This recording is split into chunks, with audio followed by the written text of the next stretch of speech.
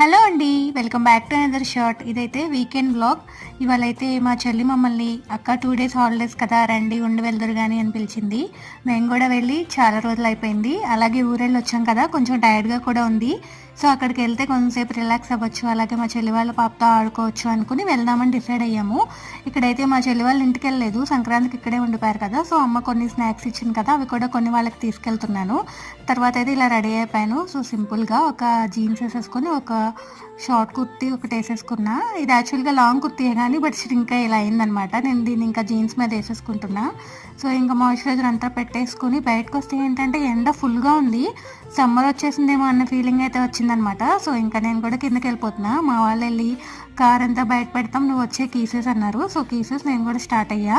ఎలా అంటే షేడ్స్ లేకోకుండా ముందు సీట్లో కూర్చోలేని పరిస్థితి అనమాట, అంత ఎండగా ఉంది.